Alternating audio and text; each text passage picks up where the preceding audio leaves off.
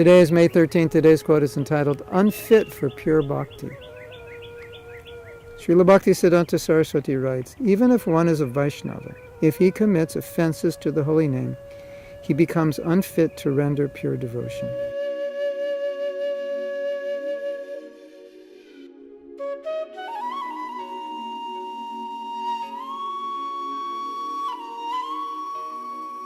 Unfit to render pure devotion. That means he won't be capable of rendering pure devotion. That means that we have to strenuously, we must, it's necessary, it's essential that we strenuously make all efforts to avoid committing offenses to the holy name, because it is only by the pure chanting of the holy name that we will ever develop pure bhakti. And if we can't come to the level of pure chanting because we're committing offenses, then we'll never be in a state in which pure bhakti can be achieved.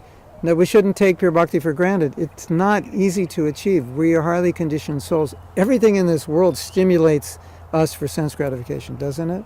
It's so difficult to be outside the association of devotees. It's so difficult to exist in this world because as conditioned souls, everything stimulates our desire for sense gratification. So we are very, very conditioned.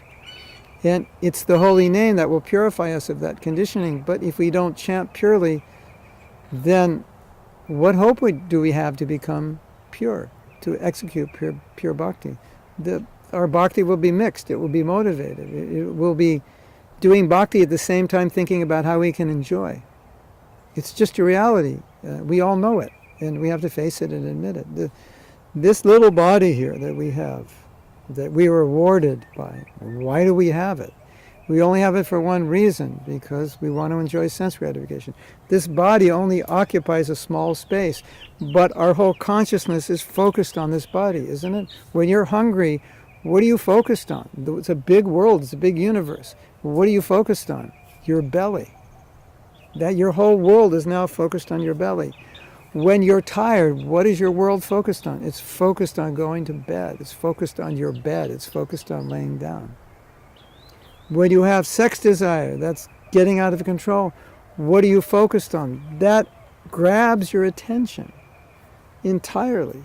So if we are focused on these things, if these things grab our attention so easily, how can we be fit for pure bhakti? Now Prabhupada says in the story of Thakur Haridas, he says that unless we chant purely, we can't overcome sexual desires. So we can say the same thing, eating, sleeping, mating, defending. How will we overcome them if we're not chanting purely? And I get so many letters from devotees who are having a hard time in Krishna consciousness, who are struggling in their devotional service. And we always have to look at, well, how's your chanting?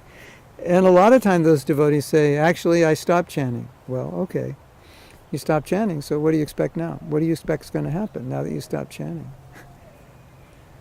The conditioning of the senses attracted to the sense objects, it's so intense, it's so strong. We don't have the power on our own to overcome it. It's the pure chanting of the holy name that can do it. It's not us, it's not our strength, it's not our ability, it's not our intelligence. It's spiritual strength.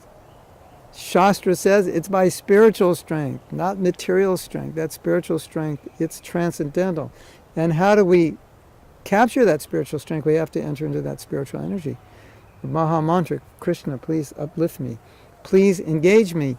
Please let that spiritual energy drown me so that I'm protected from the material. Otherwise the material will just tear us apart. Especially as younger devotees, we're quite weak. As we mature in Artha Nivritti Nishta, we become more steady, but especially as younger devotees, we're quite weak. And so we really need to protect ourselves. And if you protect yourself, if you understand your weakness and the need to protect yourself, then you'll see. You chant well, you do sadhana well, you study Prabhupada's books, you'll see. You can maintain your Krishna consciousness, but when you slacken, then the senses and the sense objects, they interact. We're weak, we're conditioned, we're habituated. We're always thinking about this body and how to enjoy. It's a fact. That's how we think. Through our five senses, we're always thinking how we can enjoy. And until we become more purified, we won't stop thinking that way. And that's why we protect ourselves. by chanting. Why does Prabhupada say chant constantly? Because we need constant protection. We need constant help. And that's what it means to be humble. Krishna, I need help. One could chant the holy name in humble state of mind. What does it mean? When I'm humble, I know I need help. And then I'll always chant because I always feel that I need help. Krishna, help me. I can't do this on my own. I always have to chant. Hare Krishna, Hare Krishna. That's the idea.